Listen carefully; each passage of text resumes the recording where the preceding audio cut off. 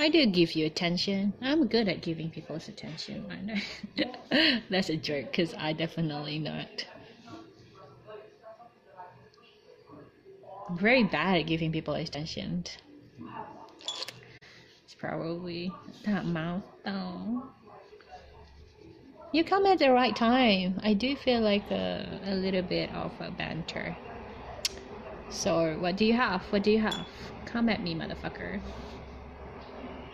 But then again, the auto mode probably gonna catch you.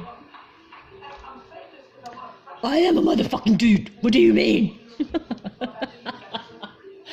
Oh god, I wish I can maintain that persona for a long time, but it's probably gonna ruin my voice box. Oh god. I feel complimented. I feel like, wow, I have the talent to become whatever I want to be. You can't swear now? You can't? I definitely need to. Oh shit. Tap this. No, don't do that. I think it's pressing on something. It does, doesn't it?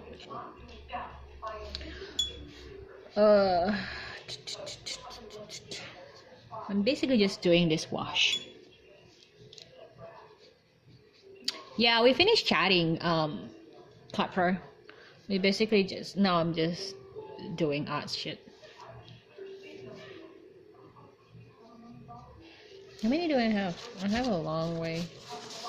I have 1, 2, 3, 4, 5, 6 more to go. So I'm just doing wash. Wash is good. Where are you from, man? Welcome to the chat, by the way. For my chicks. You got chicks, man? You got chicks? I can get your chick. If you got chick, I probably can get them off your hands and give them a night they definitely remember. Every time you stick it inside of her, she will remember me. You know what? I don't want to get bad. This is fun though.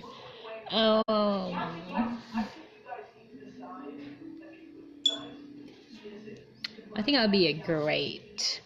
If I were a lesbian, I'll be a great lesbian. I think I'll be like, I'll take care of you, girl.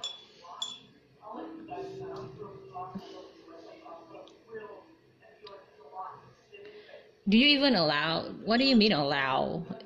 You are allowed to exist as a person.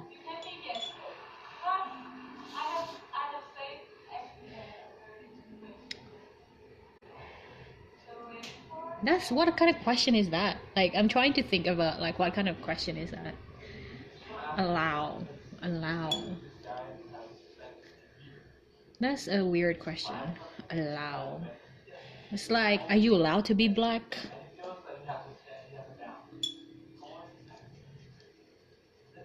Are you allowed to be black in America? Are you allowed to be Asian in America? It's like, are you allowed to be men on Earth? It's like, I'm trying to kind of find a way of making it sense in my head. Protected, acknowledged by the law.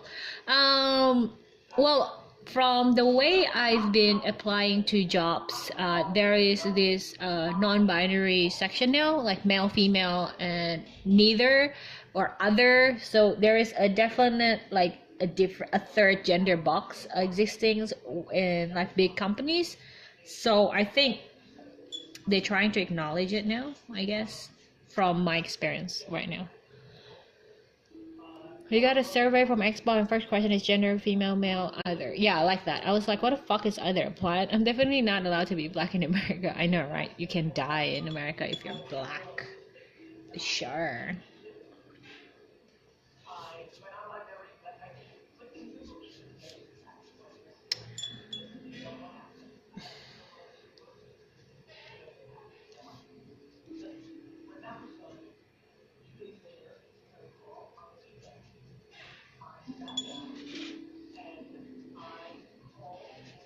I think I just basically watch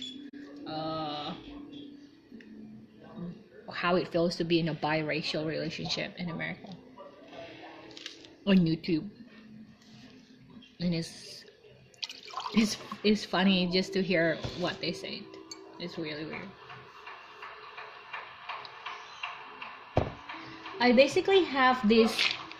I don't know if this is still okay to eat or not. I feel like I hate the peels. I have taste like that. What peels?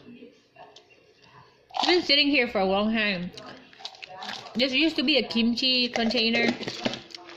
Is that why it looks familiar?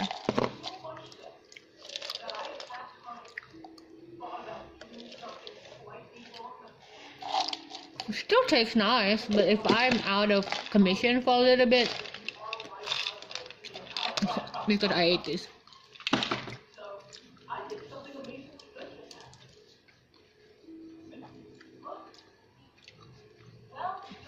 I'm really liking this this camera holder.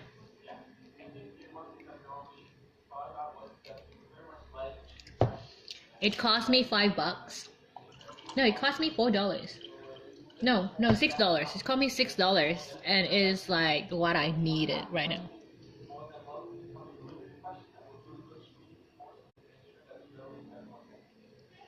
Actually, I probably need to ration myself again, cause yeah, I either need to get a job. I'm gonna start starving again. And on top of that, there's a threat that I'm probably going to be homeless soon. So that's a serious thing that I'm trying not to think about.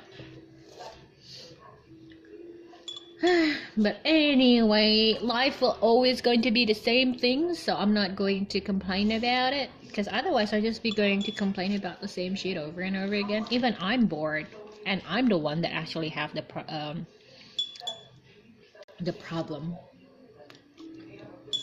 No, I'll deal with it when I can. I really don't want to talk about it though, because I feel like, I don't know, that's not where my head is at right now. From the outside, it probably where like the situation is, but I feel like my inner world has changed so much, so fast, that people want to stay in one particular topic and problem, but I'm having trouble with it.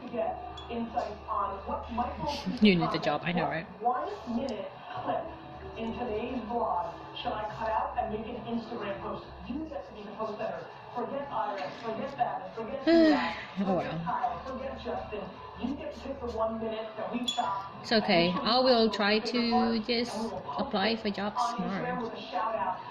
And I think that's what really got my head in like this week, because this week I basically was surrounded by people who was basically living a very different life. And they basically saying like, it's not the money that I want, because I got the money, and I'm like, we are living in a very different world. Why am I here again?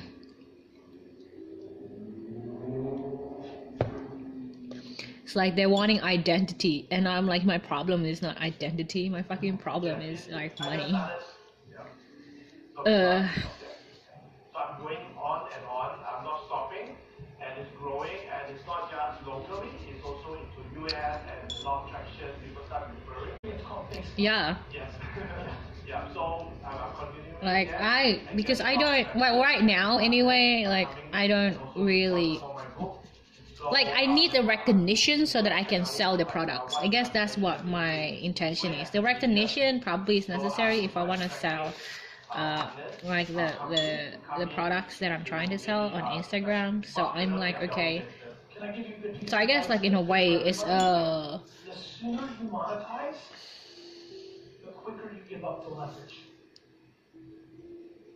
The question is how to monetize. Yeah, I understand. So, and the answer is, I really wish you didn't give a shit about monetizing just yet.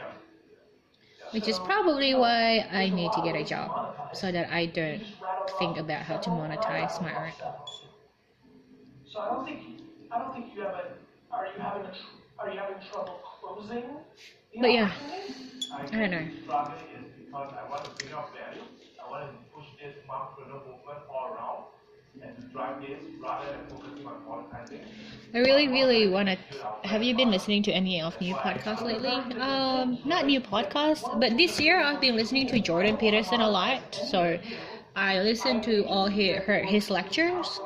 If you check out Jordan Peterson, Couldn't you monetize with what you're doing and continue to build equity with the mompreneur? Jordan Peterson, and I really like his content. I think it's pretty good. Why speed up? Dude, you've done 15 episodes. Jordan. 4 seconds in. What are you trying? Where are you going? What's the rush? I mean, that's the punchline, right? He's really good. He has a YouTube website, so if you wanna just check him out and just listen to all his videos, it's very practical. Basically, what got me kind of out of the funk this year, and like, oh yeah, let's get a job, let's get a full-time job so that it can support our internet lifestyle and also kind of give us a little bit of like time, basically time to kind of elongate and prolong our livelihood on the internet. So it's like, yeah, that sounds practical, and I think I like the fact that Jordan basically gave me it sounds like I know this person, so I'm like I just like the fact that it basically gives me the permission to be okay with that, to be okay with kind of balancing the real world and also the life that I have now.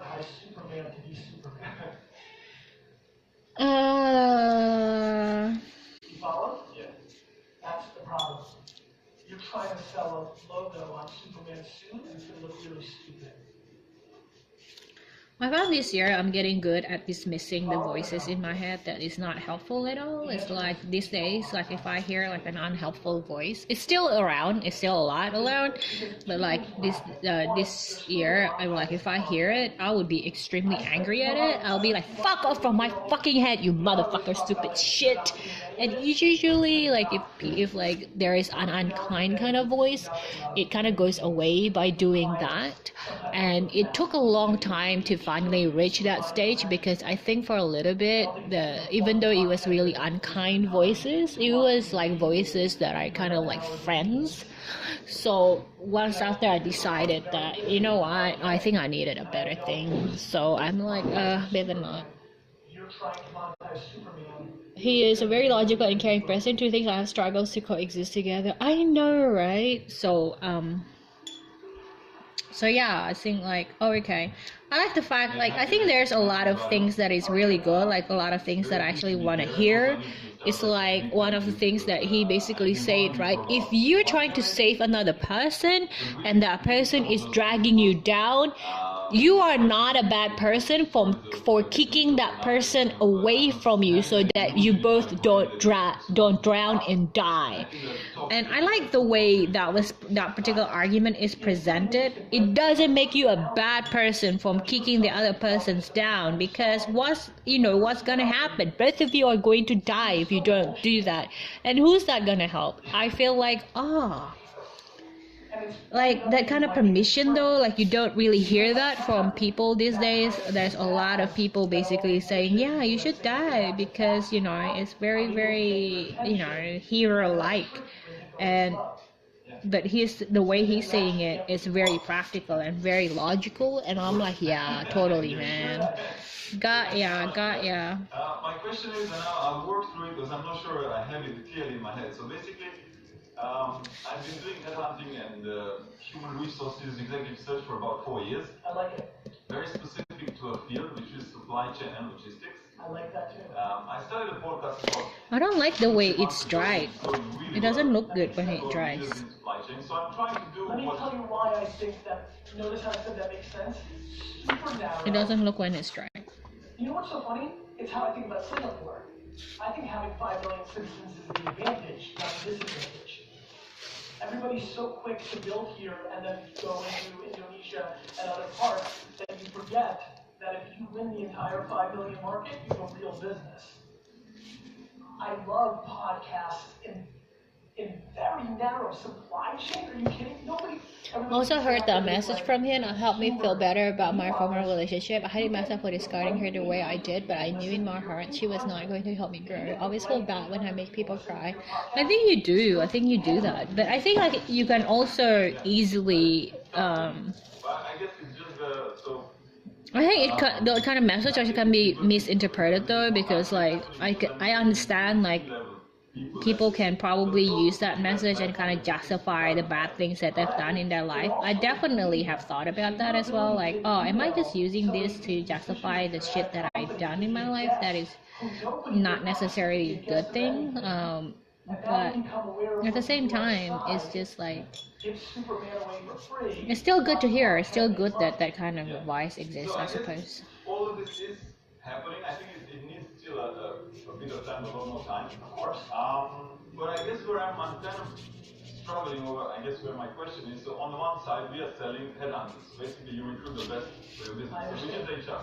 Then, on the other side, I'm a specialist in an industry, which is logistics supply chain.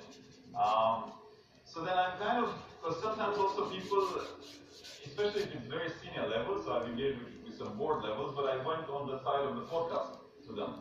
And then they don't necessarily remember, they remember, okay, there's the podcast guy, they don't remember you as the headhunting guy. Yep. So during the podcast, I do the bit on the industry, I do the bit on the HR, how do you recruit your people, and I try to make that connection. So I guess where I'm struggling with, and I don't know what's the best way moving forward, I think it's going to work if I keep it to supply chain and logistics. I'm also considering should I keep it to Asia, so expand it and saying doing business in Asia, right, and make it a little bit broader. Anyway, I have a podcast suggestion, the Joe Rogan Experience. He has some of the most interesting guests. I really don't like the Paul Dina, whatever, you know, that $5 billion guy. I really dislike him. I'm like, no, fuck this shit. I don't gonna accept this in my life. Yeah, I'm like, nah. Because I think he interviewed him like recently, right? I think so. Yeah, I watched that interview. I watched that podcast. Over and over and over. I get it. And even when you have some level of success, I watched that it's podcast. hard. I get it. I live it. I have way more opportunity. Talked about you and your doctor a few weeks ago. What do you mean about you and your doctor? Tell us more. We've been registered to do business in Singapore for 3 years. Why is VaynerMedia not here? We weren't ready. Was my brand ready? Yes. Would we get business? Yes. Would it deliver at the level that I thought I needed to create 20-year success? No. You're onto something. And this is what happens to a lot of businesses. We are waiting. You're onto something, and now you're tasting blood in the water, and you're getting greedy. Because you see it. And especially if you're hearing it from something like this, you're like, wait a minute, this is going to, like, you're compounding your confidence, which is making you go wide when you should be going deep. I'm in an experimental medical marijuana test. Thank you. Okay.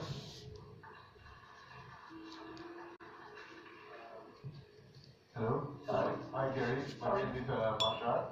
And like what you said, 80% of the content is more or less in YouTube, except 20% I kind of absorb. I actually selected this box for my mom. But first I want to tell you, I'm actually going to quit my job to do something like D-Rock or a word-of-mouth marketing company. But before I pass it on to my mom, is that your new K-Swiss shoes? That's my question. These are my new K-Swiss shoes. All right, awesome. Thanks. Hi, Gary. I'm Camille. My son got me. I don't have anything to add to that. I didn't even know you were around. Thanks a lot. I'm sorry about that. Well, good news, 99% of people don't. So go ahead. It's okay. The word is getting around. They will. Right. I'm a warmologist, and a lot of people ask me what I do. I'm actually a specialist in word-of-mouth marketing. Word of mouth.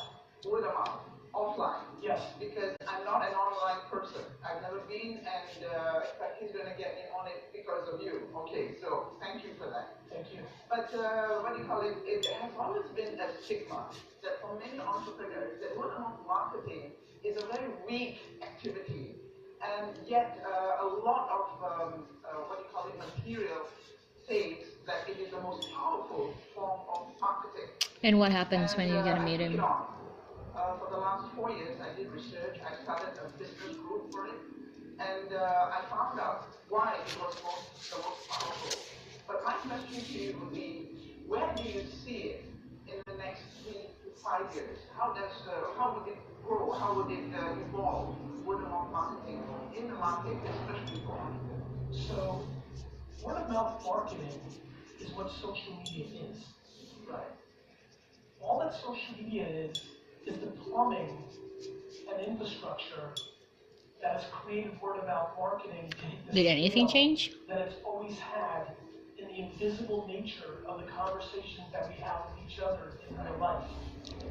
So, like even my first book that put me on to the world, Crush It, that I wrote in 2008, most of it refers to word of mouth. And the book I wrote in 2011, Thank You Economy, is basically just about word of mouth marketing.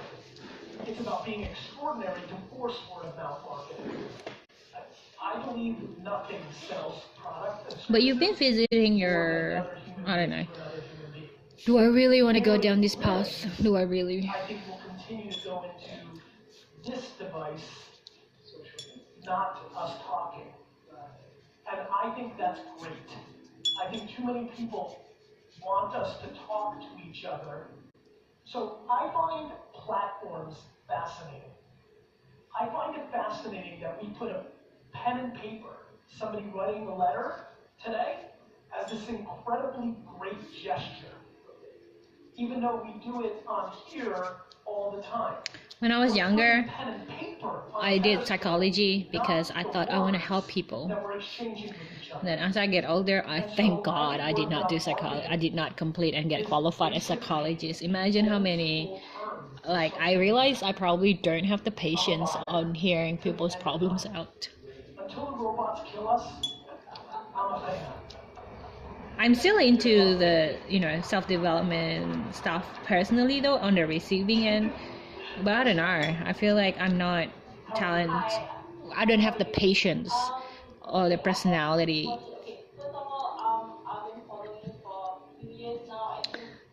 to be on the giving side of things. Because you need to be a very patient motherfucker to do that.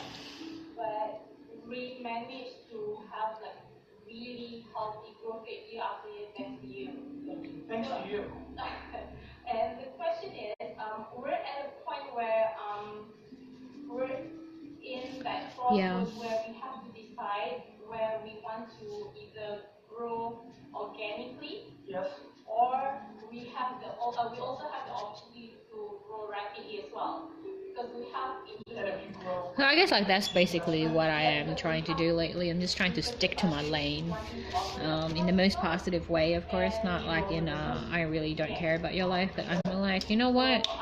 that's the thing. I got my stuff. To hear your take is that like if you I need to get myself out of this poverty hole first. Maybe unless after that, maybe I can deal with other things. It depends. It depends on the angle, because I do have a certain angle that I want to get to. In a way, it's pretty good because I stopped feeling guilty about a lot of things, to be honest. Going consistently organic Um, on your own, but it will take really long time.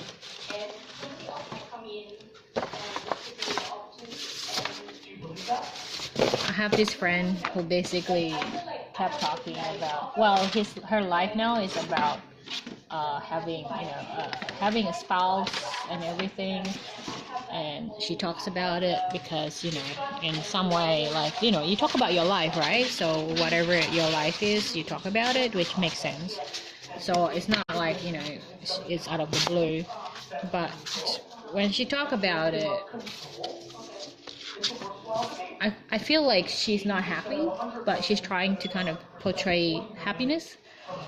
I feel like she's telling a story not to me but to herself. It's like trying to convince herself that this is happy. It's like there's these stories that basically let me give you an example. being spun as if that is a happy, cute story. But from my end, when I hear it, I was like, I don't know if that's a cute story. I don't feel it's a cute story. I feel that's a bit controlling from my side, but I kept my mouth shut. You need to make sure I'm not gonna criticize their relationship. If she's happy and not be okay with it, that's fine by me.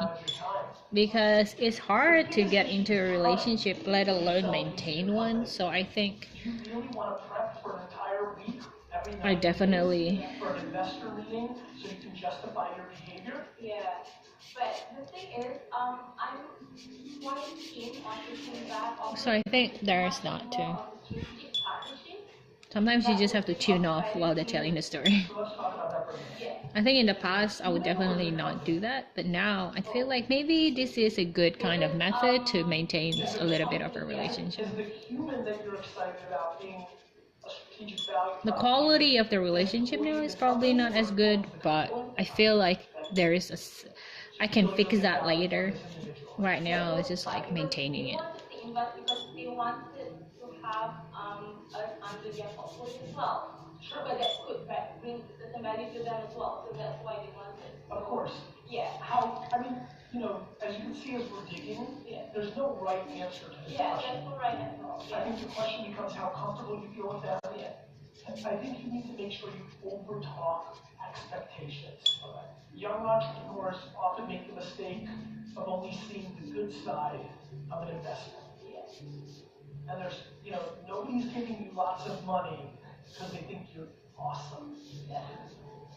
And so you just need to be thoughtful. The amount of people that I've seen raise capital when they didn't need to and it destroyed their business is more than I'd like to see. At the same token, there's a ton of people who would have failed and gone out of business without a strategic investment, and then it turned into a huge success. Here's what I would say. Everything that's in your stomach that you want to ask and talk about, do it before you sign that contract. That's the mistake. You sit on 2 or 3 things that you just think will work themselves out, bring them to the forefront. I'm very antisocial. I don't really talk to anyone with my voice. I talked to Charis on Discord voice for a whole 9 hours till she got sick of me. It's 9 hours. What the fuck, dude? I'm talking purely because I'm on stream. Like, I'm unwilling to do it outside of stream unless I'm face to face.